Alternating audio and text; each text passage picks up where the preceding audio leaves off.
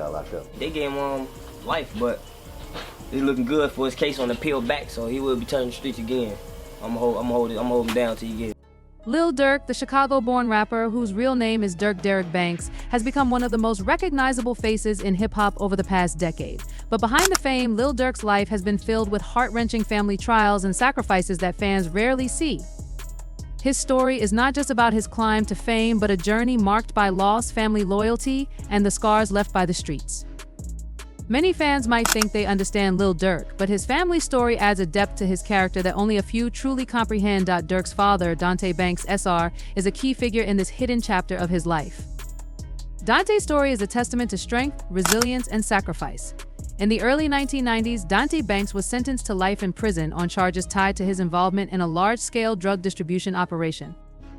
The case became even more complicated because it wasn't simply about his alleged involvement in the drug trade.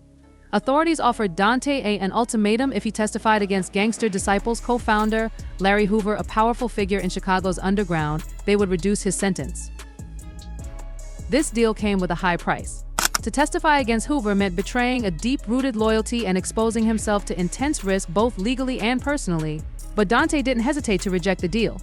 He calmly slid his lawyer's card across the table and refused to comply, setting himself on a path that would lead to decades behind bars. Dante Banks' decision to remain silent wasn't just a refusal to cooperate with law enforcement. It was a decision rooted in personal values and loyalty to his community. In the streets, trust and honor are more than just concepts, they're a way of life. For Dante, testifying against Hoover wasn't an option, even if it meant he would spend the rest of his life in prison. This decision cost him his freedom, but he maintained his principles, a choice that would shape his family for years to come. For Lil Durk, this act of defiance and loyalty left a lasting impression, underscoring the importance of standing by one's principles even in the face of severe consequences. Lil Durk's childhood was profoundly impacted by his father's absence. Growing up on the south side of Chicago, he faced daily challenges that most children never encounter. The streets were riddled with violence, poverty, and hardship. His father's incarceration meant that young Durk was often left to navigate these harsh realities on his own. He had to mature quickly, taking on responsibilities and making choices that would influence the rest of his life. Despite these challenges, Durk remained resilient, learning from the trials of the streets and drawing inspiration from his father's loyalty and strength. His rise in the music industry was fueled by this tough upbringing, his lyrics often reflecting the pain, anger, and sense of survival he felt. While Lil Durk's rise to fame was marked by personal and professional success, it was also marred by losses and betrayals that tested his strength. Tragedy seemed to follow him closely, with friends and family members falling victim to gun violence. His cousin, rapper OTF NuNu, was killed in 2020. The impact of Dante Banks' imprisonment extended beyond Durk's childhood, affecting the family as a whole. Dante's incarceration strained relationships and added financial and emotional burdens to a family already struggling in a difficult environment. Durk's mother had to shoulder much of the responsibility, raising her children in one of the most challenging neighborhoods in Chicago. The absence of a father figure left a void that Durk and his siblings had to fill themselves. Durk became not only a father figure for his siblings, but also a protector, a role that would later influence his music and the loyalty he displays toward his friends and family.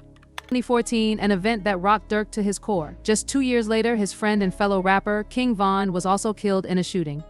These events served as brutal reminders of the dangers that continued to lurk around him, no matter how far he rose in the music world. Even as he achieved fame, the losses only grew heavier, bringing a sense of survivor's guilt and deep sorrow. Despite the adversities, Durk has remained focused on his music, using his platform to shed light on the struggles of his community. His lyrics often delve into the pain of losing loved ones and the pressure to provide for his family and friends. His music serves as both a tribute to those he's lost and a reminder of the ongoing challenges faced by those he left behind in Chicago. He has become a voice for the voiceless, narrating stories of resilience, survival, and loyalty that mirror his own journey. Dante Banks, though absent physically, has continued to influence Durk's life and career. Recently, Dante spoke out on a podcast recounting his story and the decision that defined his life. For the first time, fans got to hear from the man behind the scenes, understanding the sacrifices he made and the values he instilled in his son. His unwavering stance against cooperating with authorities, even at the cost of his own freedom, left a profound mark on Durk. This lesson in loyalty and integrity is something Durk carries with him, both in his personal life and his music. Lil Durk's journey is about more than just his success as a rapper. It's a testament to the resilience of his family, a family that has endured countless hardships but never lost its sense of loyalty and honor. The legacy of Dante Banks is one of resilience and sacrifice, a reminder of the strength it takes to stand firm in one's beliefs. Through his music, Lil Durk continues to honor that legacy, telling the story of a family that has survived in the face of unimaginable adversity. For fans, Lil Durk's music is a glimpse into the reality of life in Chicago, a city marked by both beauty and pain. His story serves as an inspiration to others who have faced similar challenges, proving that it's possible to rise above even the darkest circumstances. In sharing his family story, Lil Durk is not only honoring his father's legacy but also giving voice to the countless others who have endured similar struggles. His journey is a raw and unfiltered reflection of what it means to persevere. Even though it has become worse, she accepts full responsibility for raising them, and despite how difficult those years were, Woodard is still happy with where they have all ended up. However, Londa went through a great deal of sorrow, especially after losing her son, Dante Banks, commonly known as Dang, born in the late 1980s. Dante was Lil Durk's elder brother and an important part of his life and career. He was also an active member of his hip-hop community. Tragically, on June 5, 2021, Dang was shot and murdered, leaving just the family. Lived this kind of life, referring to his dedication to his faith and the street code he adhered to. He also mentioned that in Islam, people don't believe in snitching.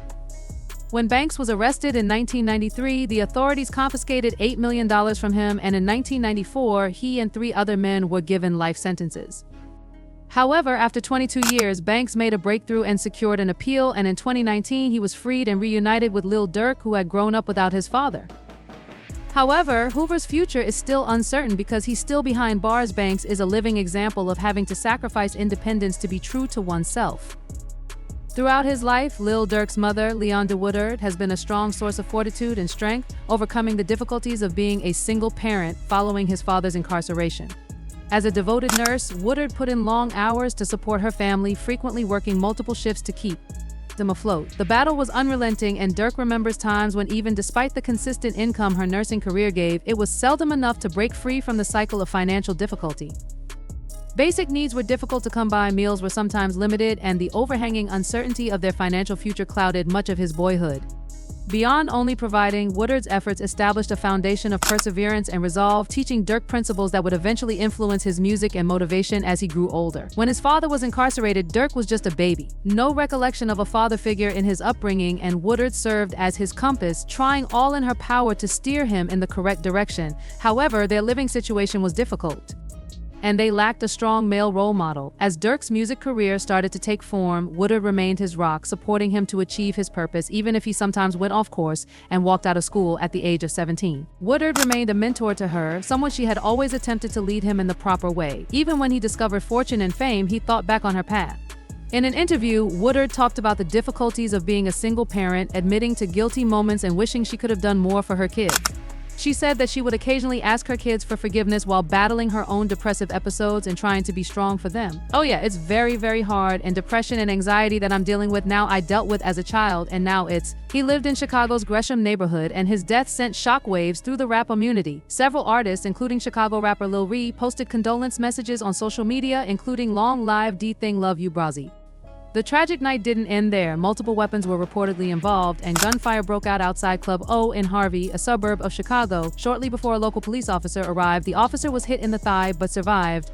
The rapper is also a father of 6 children, and his role as a father is central to who he is.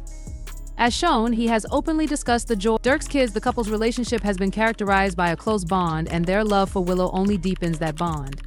Their social media pages are replete with moments documenting Willow's milestones, from her first steps to her early words, demonstrating Durk's pride in being a truly loving parent. Willow Banks was born in 2018 to India Royale, his longtime partner, and was their first child together.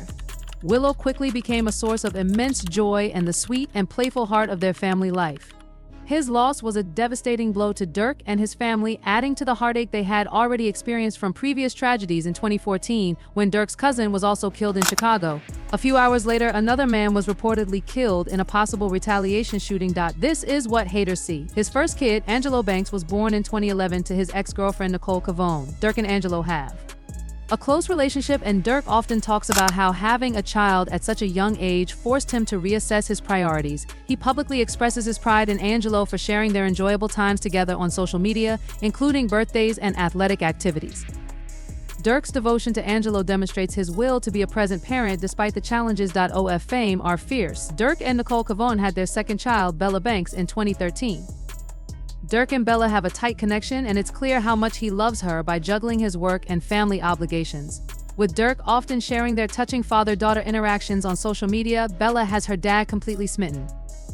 Despite the circumstances, Durk has fully accepted his position in Zayden's life since he was born in 2013 to an unidentified mother. Keeping certain parts of their family life secret, but he has shown a strong desire to support Zayden.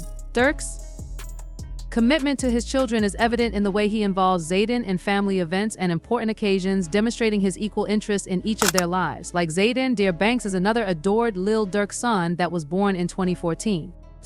Although Demir's mother has not been in the public eye, Durk and him have a very visible connection. He often spends time with Demir, demonstrating that he's in. Although Durk keeps information about Skylar and her mother more secret, he often expresses his affection for her as one of his younger daughters. Skylar Banks was born in 2014 to Tama, a charming and energetic father who is prepared to go above and beyond to be present in his children's lives. He has a particular place in his heart for Skylar and makes efforts to include her in family activities. The way Lil Durk talks about her and emphasizes the significance of his position as the youngest of L's parents demonstrates his delight in becoming her father. Parent who was involved when Durk reads to her, plays games, or just spends quiet moments with his family. He often shares tidbits of their time together. Setting an example of family unity and dedication, Willow's presence gives Durk a newfound sense of purpose and motivates him to establish a secure and caring environment with India. Together, they work to give her a life full of love, warmth, and support. Being a father is part of Durk's identity. Despite the seriousness of the charges, her admiration and devotion for Lil Durk have remained unwavering. Since Nicki and Lil Durk founded the OTF crew together and made it into a close-knit family, the rest of the crew has drifted apart and things aren't going as well as they did when they were on the OTF crew. So, what is OTF? Well, it was just a lot of hanging out. Basically, Hypno Carlito and Lil Durk have a bond that goes far beyond music because they both came from rough neighborhoods in Chicago. Durk and Caro grew up on the same field. Zayden took to Instagram on October 29th to show his unwavering support for his father, who is currently in federal custody and facing serious allegations. In his post, Zayden shared a video of Chicago Mayor Brandon Johnson voicing support for Durk, which seemed to bolster Zayden's commitment to each of his children and his ability to balance his life with the responsibilities of being a father. Decided to speak out through Durk's charity Neighborhood Heroes, which has given resources and assistance to Chicago's underprivileged neighborhoods. Zayden emphasized his father's commitment to his community. For Zayden, his father is more than just a rapper, he is a fantastic parent and a community leader. Zayden's statement became personal as he emphasized his want for his father to be treated fairly. He said that while his father was having difficulties, he had not been found guilty of any crimes and was presumed innocent until proved guilty. In the middle of the chaos following Durk's arrest, his former girlfriend and high school sweetheart Nicole Cavone, also known as OTF, made a passionate plea, reminding everyone that everyone deserves a fair trial. Nicki also took the initiative to offer her assistance. Even after they split up in 2013, Nicki, Durk's longtime companion and mother of two of his kids, Angelo and Bella, has continued to play a significant role in the rapper's life and career. Nicole Cavone is now a prosperous businesswoman, operating a credit rehabilitation company in Illinois called The Credit Click. Although she is no longer a member of Durk's OTF team, her contributions to his career are indisputable, and others have expressed their respect for the way she helped to fund Durk's music. Fans on social media commended her for remaining by Durk's side back when he was still developing his career for them, even going so far as to cover his early studio sessions. Durk became the musician he is today, thanks in large part to Nicki's steadfast devotion and support. Since they first met in high school and began dating in 2008, Nicki and Durk have a long history together. In 2010, they co-founded Only the Family, or OTF, a brand that would later become a potent symbol for Durk and his music. Although Nicki has since moved on and established her own brand on social media with over 280,000 Instagram followers, her relationship with Durk is still significant in the eyes of fans who value her influence on his journey through her silent support of OTF. When Durk brings Caro into his OTF label, they develop a bond that goes beyond business. It's a deep-rooted brotherhood that has been built through their shared professional and personal highs and lows. On Durk's 2015 album Remember My Name, Caro was right there with him, contributing his vocals to the song Ghetto and even accompanying him on the 40-city tour. Caro earned his spot as an OTF RESPED member by developing his own fan base while being true to his origins with Durk. Most recently, they connected. Headlines once again, but under difficult circumstances this time. When Durk appeared on Caro's new song, Smirk, he created waves. The song Go, which was published on November 1st, 2024, purports to be a recording of Durk's own phone conversation from a federal prison. Fans' responses to Carlito's usage of this call were swiftly divided. Some questioned its veracity, while others applauded Caro. Durk's voice comes through with unadulterated conviction as he Authorities eventually arrested 5 suspects in connection to Durk's murder, all charged with murder in aid of racketeering and federal firearm violations. These suspects, known on the streets as C Murder, Kenny Mac Law, C Thing, and MUOP, were apprehended in October 2021 and are awaiting trial set to begin in October 2023. 50 Cent and Mona Scott Young, the show's executive producers, intended for the series to tell gritty, real stories from the hip-hop world. However, with Memo's reaction, it's clear that the show's declares its legacy with fierce loyalty. Regardless of the public's response, this moment demonstrates the bond between Caro and Lil Durk, a relationship based on mutual loyalty but not without its own set of difficulties and scrutiny. Caro's support of Durk through thick and thin has become a defining part of his journey, one that keeps his loyalty to OTF alive despite the ups and downs. Others criticized him for clout-chasing comments that flooded social media, with users questioning whether the voice was real or possibly an AI recreation.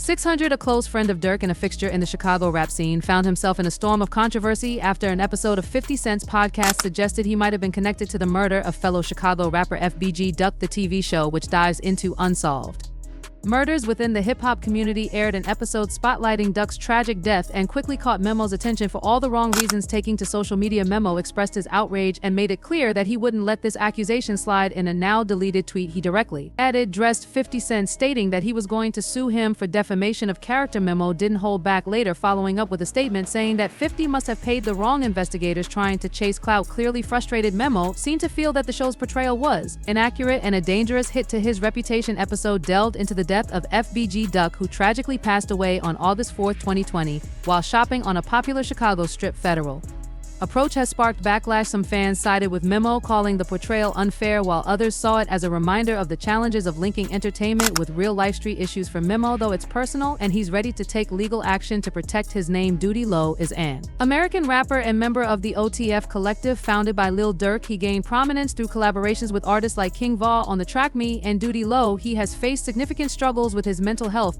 especially following a rough breakup that left him in a dark place. Accusations from his ex FTMB deeply impacted him, with allegations in 2021 of misconduct against her young son sparking public outcry and putting Doodie under intense scrutiny. Although he maintained his innocence and even pursued a defamation lawsuit, the emotional toll the accusations lingered, affecting his sleep, trust, and overall mental well-being. Doodie has openly shared that at one point he was so overwhelmed he considered ending his life, feeling isolated and unsupported as he navigated the fallout. Amid this, Lil Durk, his longtime friend and mentor, played a crucial role in helping him get back on track. And the next day, I'm laying in the bed, I'm high as H still, yeah high, then there I'm like, damn, I'm DK text. I mean, like, would you go to rehab if I pay for it? I'm like, yeah. Durk, seeing his friend struggle, stepped in to support Doodie financially, covering his rehabilitation costs to the tune of $110,000.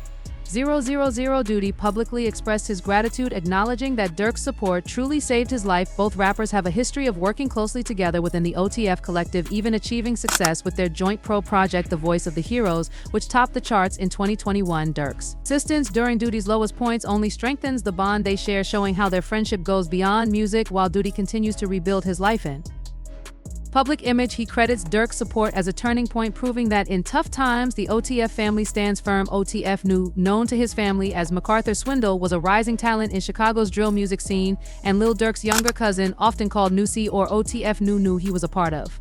Durk's OTF collective, at just 21, NuNu had already begun making waves, infusing his music with high energy and a focus on loyalty and relationships, a sound that felt authentic and full of promise. NuNu was recording new tracks with the hopes of releasing a breakout project, and those close to him felt he was on the edge of something big. MK Murphy, who managed the studio where NuNu worked, remembered him as a young artist driven by ambition, working closely with Durk to get his music noticed while drill rap was his mainstay.